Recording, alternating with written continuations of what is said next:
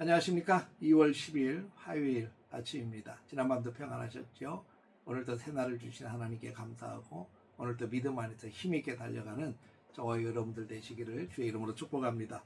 오늘은 마태복음 9장 1절에서 8절까지의 말씀을 통해서 내 죄사함을 받았느니라 라는 주제로 함께 은혜를 나누도록 하겠습니다. 먼저 말씀을 보겠습니다.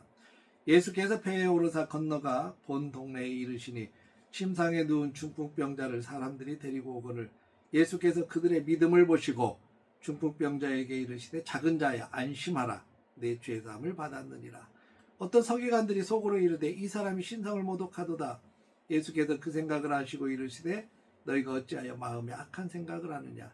내 죄사함을 받았느니라 하는 말과 일어나 걸어가라 하는 말 중에 어느 것이 쉽겠느냐.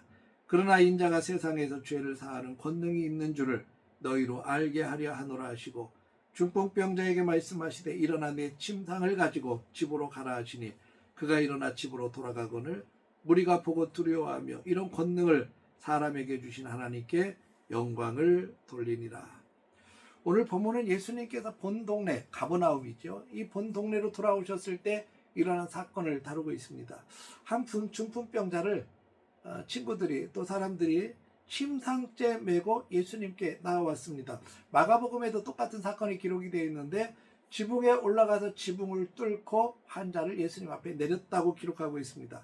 왜 이 사람들이 지붕을 뚫어서까지 예수님 앞에 이 환자를 내려놓았을까요? 그들이 갖고 있다고 하는 절박함 또 간절함의 확신 때문 아니었을까요? 예수님 앞에 나아가야 깨끗이 고침받을 수 있고 이 고통을 끝낼 수 있다고 하는 확신이 이들에게 있었을 것입니다.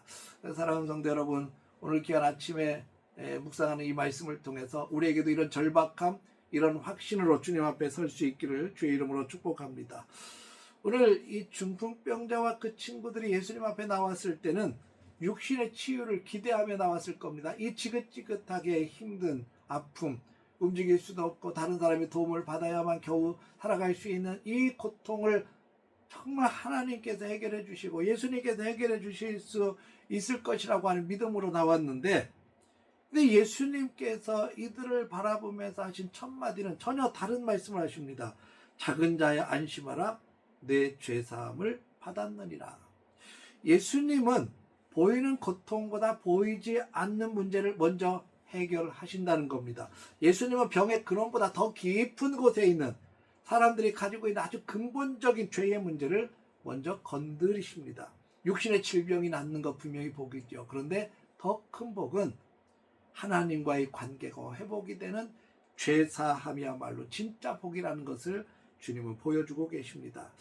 사랑하는 성도 여러분, 오늘 기도의 자리에서 또 말씀의 자리에서 내 육신의 문제 또 고통스러운 문제를 가지고 주님 앞에 매달리겠지만 더 중요한 내 영혼이 주님 앞에서 정결케 되기를 원합니다 라고 하는 간절함이 저와 여러분에게도 있기를 바랍니다. 또 한 가지 2절 상반절을 보면 예수께서 그들의 믿음을 보셨다 그랬어요. 환자 본인뿐만 아니라 이 환자를 메고 온 친구들의 사랑과 협동 그리고 포기하지 않는 믿음을 주님이 보셨다는 이야기입니다. 우리의 중보기도가 필요하고 중보기도의 능력이 바로 여기에 있습니다. 가족을 위해서 또한 아픈 지체를 위해서 우리가 정말 간절함을 가지고 나아오는 중보기도의 자리에 있는 여러분의 믿음을 보시고 주님께서 역사하실 줄로 믿습니다. 예수님은 분명히 이 땅 위에서 죄를 사하는 권능을 가지신 분이십니다. 예수님은 말씀으로 우리를 일으키시는 분이시기도 합니다. 서기관들은 마음으로 예수님을 판단합니다. 아니 이 사람이 신성을 모독하고 있구나. 쉽게 얘기하면 아니 당신이 뭔데 죄사함을 선포해 이런 뜻이거든요. 그때 예수님께서 이렇게 말씀하십니다. 내 죄사함을 받았느니라 하는 말과 일어나 내 침상을 가지고 걸어가라 하는 말 중에 어느 것이 쉽겠느냐. 그리고 중풍병자에게 명령하십니다. 일어나 침상을 가지고 집으로 가라. 이 예수님의 말씀 한마디에 오랫동안 누워있던 사람이 일어납니다. 그리고 그를 묶고 있던 침상을 들고 걸어갑니다. 여러분, 우리를 묶고 있는 자리가 있으십니까? 두려움의 자리, 포기의 자리, 죄책감의 자리, 상처의 자리. 오늘 예수님 우리에게 선포하실 겁니다. 거기서 일어나라. 그 자리를 들고 가라. 이제는 눕지 말고 걸어가라. 회복은 단번에 일어날 수도 있고 아니면 조금씩 천천히 일어날 수도 있습니다. 그러나 분명한 것은 주님이 선포하셨을 때 우리를 다시 걷게 하는 역사가 나타난다는 이야기입니다. 마지막 8절을 보면 무리가 이 일을 보고 두려워하며 이런 권능을 사람들에게 주신 하나님께 영광을 돌렸다고 기록하고 있습니다. 얼마나 놀랐을까요? 사람들에 의해서 침상에 묶여서 이 내려온 주님 앞에 섰던 이 사람을 주님의 말씀 한마디에 벌떡 일어나 자기를 묶고 있던 침상을 들고 걸어가는 모습을 보면서 얼마나 놀랐을까요? 이런 권능을 보여주신 하나님께 영광을 돌렸다는 겁니다. 진짜 기적은요, 한 사람이 고침받는데 끝나지 않습니다. 그 사람을 통해서, 그 사건을 통해서 하나님을 바라보게 하십니다. 우리의 회복도 역시 마찬가지죠. 우리의 회복을 통해서 하나님을 바라보고 하나님을 드러내는 통로로 하나님을 사용하시기를 원하십니다.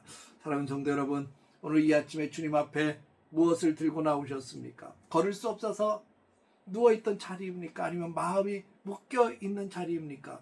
주님은 오늘 우리에게 말씀하실 것입니다. 안심하라, 죄사함을 받았느니라. 일어나 내 자리를 들고 걸어가라.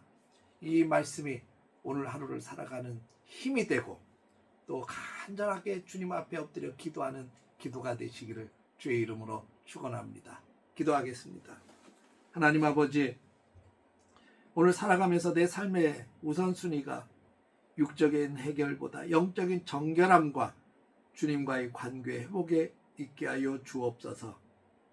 무엇보다도 고난당하는 이웃과 가족의 침상을 주님 앞에 메고 나갑니다. 하나님 아버지, 주께서 고쳐 주옵소서. 내 삶의 모든 묶인 결박이 풀려지게 하시고 주님의 말씀에 철저하게 순종하며 담대히 세상으로 나아가게 하여 주옵소서. 예수님의 이름으로 기도합니다. 아멘.